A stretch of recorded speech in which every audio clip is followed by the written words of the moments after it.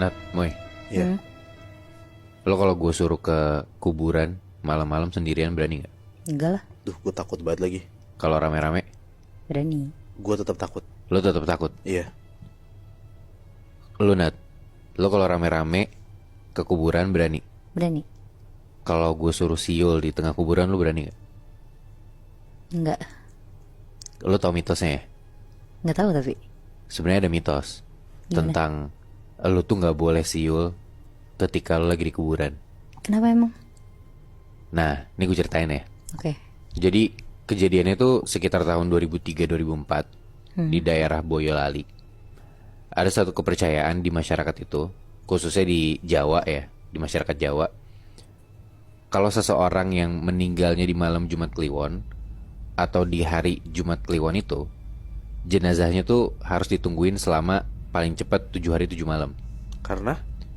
Karena lu sering kan, Muy, ingat cerita-cerita gue yang kalau misalkan lu pesugihan, lu tuh mesti pakai tumbalnya orang yang meninggal di Jumat Kliwon. Iya. Iya. Atau lu ngelakuin Jumat Kliwon. Nah, takutnya jenazah yang baru meninggal di hari Jumat Kliwon itu dipakai Oh. untuk pesugihan ini.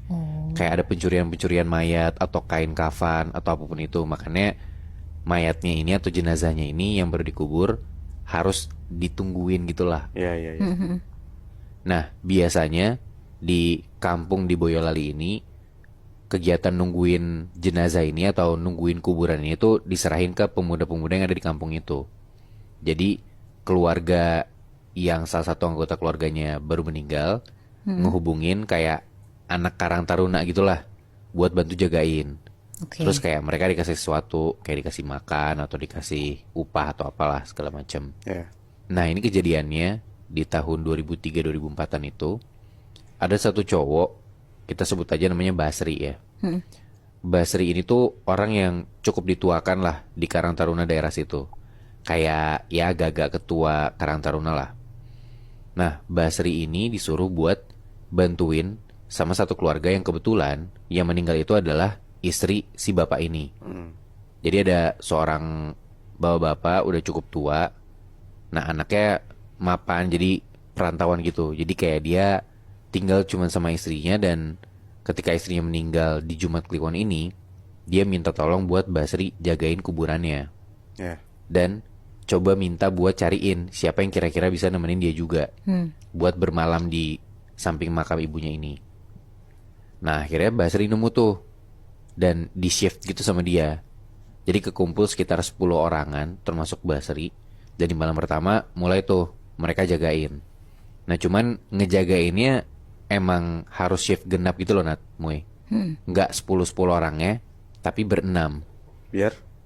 Iya, biar rame aja. Oh. Cuman nggak sampai 10 orang ya, keramaian kan. Cuman ya nggak yang kayak berdua bertiga doang. Berenam biar ya ada shift-shiftan juga gitu lah. Oh, berarti maksudnya nggak ada alasan khusus kenapa harus segitu kan? Nggak ada. Oh, iya, iya.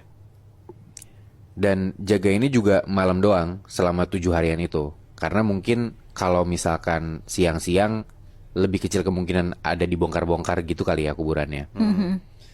Udah tuh jagain malam pertama aman-aman aja, sampai ke malam ketiga pun semua aman-aman aja. Nah, mereka itu jaga shiftnya kan genap ya tadi gue bilang. Iya. Jadi mereka tuh kayak bikin tenda gitu di samping makamnya ini. Terus ganti-gantian tuh. Ada yang tidur, ada yang ya tetap bangun buat jaga-jaga di sekitaran situlah. Nah, di malam ketiga ini ada temennya Basri yang namanya tuh Eko. Si Eko bilang, kamu nggak ngajak Idang aja buat bantuin kita, biar nggak nganggur terus tuh si Idang. Nah, si Basri ngomong, ah males aku, dia tuh orangnya suka konyol, kelakuannya suka aneh-aneh lah, nanti yang ada malah bikin masalah, kata Basri gitu. Nah, besokannya nih ternyata di malam keempat ada satu orang yang siang-siang tuh ngabarin kalau dia nggak bisa ikutan jagain. Akhirnya mau nggak mau dipanggil lah si Idang ini buat bantu anak-anak jagain kuburan itu. Nah, cuman sebelum ngejagain, Basri udah kayak ngerimain si Idang gitu dari awal. Pokoknya kamu jangan macem-macem lah, jangan aneh-aneh, jangan jahil juga. Kata si Idang, iya ya siap. Jagain tuh 6 orang, termasuk si Basri dan si Idang ini di malam keempat itu. Nah, kegiatannya tuh jadi mereka jagain tenda. terus ada yang yasinan, dan ada yang main kartu, ada yang tidur. Jadi kayak misalkan 2 orang yasinan, terus 2 lagi tuh tidur. Nah yang 2 lagi tuh ya lu terserah mau ngobrol boleh, mau main boleh, yang penting jangan berisik dan jangan ngelewatin batas lah intinya. Nah terus yasinan tuh emang terus ganti-gantian, jangan sampai putus. Oke. Nah ini kondisinya di jam 8 atau 9-an malam ya. Di situ ada 2 orang lagi ngaji, 2 orang tidur, dan 2 orang lagi tuh lagi duduk-duduk aja. Nah yang lagi duduk-duduk aja itu si Basri sama Idang. Ngobrol tuh mereka berdua. Ya ngobrol biasa aja, bukan yang ngobrol macem-macem gitu ya. Si Idang ngasih tahu, setahu dia tuh si ibu ini meninggalnya kenapa. Karena dia emang kadang-kadang ngobrol sama keluarga si ibu ini, bla bla bla bla bla bla. Nah terus tiba-tiba si Idang tuh bilang ke Basri, kamu tahu nggak Bas? Kalau kita siul di kuburan, katanya nanti ada yang muncul. Anjir. Nah kan si Basri juga bilang, udahlah, udah aku bilang kan gak usah cerita macam-macam, udah gitu. Yonda cuma ngasih tahu doang, kata si Idang gitu. Sampai sekitar jam 11-an malam gantian tuh. Jadi tiap 2 jam mereka ada yang tidur, ada yang ngaji, ganti-gantian gitu. Nah di jam 11-an itu, yang tadinya 2 orang tidur, mereka bangun, gantian buat ngaji. Dan pas pergantian itu si Basri ngomong, ada yang mau makan gak? Tak beliin nih. Karena emang udah disiapin kan tadi gue bilang, kayak either emang uang buat mereka makan malam, atau mereka mau masak sendiri, atau bahkan ya udah disiapin tuh makanannya sama keluarga yang anggota keluarganya meninggal ini. Nah di malam itu Basri dikasih duit sama si keluarganya, beli makan tuh dulu dia sendiri keluar. Sisa 5 orang kan di dekat makam itu. Nah 2 orang yang tadinya ngaji, 1 tuh tidur, dan yang 1 lagi mau ke kamar mandi. Jadi di kuburan ini tuh di bagian ujungnya kayak ada tempat toilet gitu loh, buat orang buang air. Udah tuh 1 pergi ke sana, sisa 4 orang kan. Yang 1 tidur, 2 orang lagi ngaji, si 4 orang ini. Nah si Idang itu tuh diajak buat ngaji juga, cuman dia gak mau. Dia bilang ya ngaji dia gak fasil lah intinya. Toh si Idang juga diajak ke sini emang cuman buat bantu jagain doang, bukan buat ngaji atau buat apa. Ya wes gak apa-apa kata temennya. 2 orang ngaji, 1 orang tidur, dan 1 orang lagi Idang bengong doang. Gak lama tiba-tiba nih Nat Moy, si Idang ini tiba-tiba siul. Anjing. Aduh. Gitu dia. Mancing banget. Terus yang lagi tidur kebangun, kayak kok kamu siul-siul? Ya gak boleh di kuburan gitu kan. Dan emang mancing banget bener kata lu Moy. Terus si Idang tuh pembelaannya kayak cuman ya abis bingung, dia bosan gak ada yang diajak ngobrol. Kan goblok banget ya. Iya. Gila. Yang 2 lagi tuh ngaji kayak cuman sambil nengok doang. Terus udah tuh lanjut ngaji lagi. Gak lama dari situ si Idang ini kedenger ada suara langkah kaki dari jauh. Idang keluar tenda, dia ngeliat dari jauh tuh ada 1 temennya dia yang baru balik dari toilet tadi. Tapi Idang lihat dari jauh, di belakang temennya ini ada pocong ngikutin. Aduh.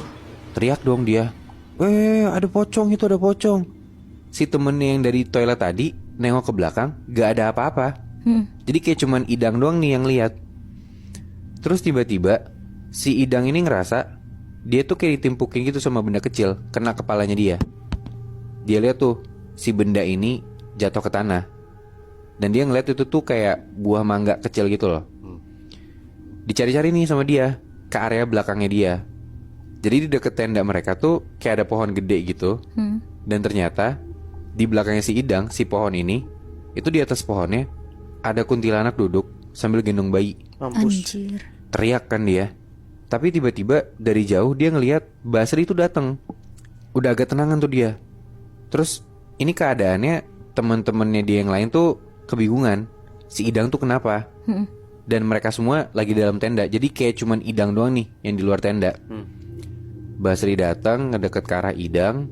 Kayak Idang tuh ngerasa si Basri ini datang mau nenangin dia gitu, kayak megang pundaknya, kayak ya udah nggak apa-apa gitu kan. Tapi tiba-tiba si Idang ngelihat Basri ini mukanya berubah jadi genderuwo. Dan tiba-tiba kayak mau nyekek Idang gitu loh. Gila. Wah itu chaos banget. Idang teriak-teriak, pokoknya bener-bener berisik banget di tengah-tengah kuburan itu.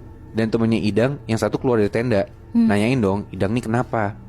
Di saat yang bersamaan dari jauh Basri itu datang nyamperin tenda mereka. sambil lari-lari ngetokin pentungan gitu loh. Idang udah sampai, dan anehnya makhluk-makhluk yang tadinya dilihat Idang tuh perlahan-lahan hilang. Anak-anak yang lain tuh kayak kebingungan nih, si Idang tuh kenapa sih? Ditanyalah sama Basri, si Idang goblok ini tuh emang abis ngapain? Diceritain lah kalau Idang tuh tadi siul-siul, dan tiba-tiba dia malah teriak-teriak sendiri, kata teman-temannya kayak gitu. Udah tuh, karena udah chaos banget, udah parah banget, di tengah malam itu Idang disuruh pulang aja. Karena emang kayak bikin masalah banget kan, si Idang bangsat ini kan. Dan semenjak itu Nat, Moy, si cowok-cowok Karang Taruna ini udah bener-bener malas banget tuh, gak mau main lagi atau ngajak ngobrol si Idang. Dia lagi udah kasih tahu jangan siul-siul, dia masih tolol banget ya anjir. Itu dia, kayak gue nggak tahu ya ini beneran mitos khususnya di orang-orang Jawa apa enggak. Cuman ya gue nanya ke lo deh Moy, kayak tadi lo aja, lu nggak mungkin sendirian ke kuburan, apalagi lu ke kuburan buat siul-siul kan. Iya. Terus Bi, tadi gue denger katanya Basri tuh bawa kentungan. Iya. Itu tuh buat apa ya? Nah, mitosnya lagi, jadi katanya ketungan ini tuh dianggap sebagai bentuk kebalikan dari bunyi siulan. Nah, kalau misalkan siulan tuh katanya ngundang setan, kalau kentungan ini ngundang manusia. Nah, setan tuh sebenarnya takut sama manusia. Kalau dari cerita teman gue sih gitu ya. Dan ini kata teman gue.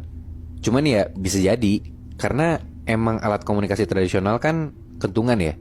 Jadi bisa jadi tuh pertanda ke orang-orang sekitar ada sesuatu gitu dalam tanda kutip. Kayak bikin orang-orang pada bangun. Jadinya ya setan kan kadang gak muncul di saat orang banyak ya. Mungkin gitu kali ya. Cuman ternyata Nat, Moy, pas gue baca, kentungan tuh gak cuman buat jadi alat komunikasi antar manusia. Bahkan kentungan itu tuh juga dipakai buat manggil makhluk gaib itu sendiri. Nah, gue ada cerita sih tentang itu, tapi gak malam ini kali ya.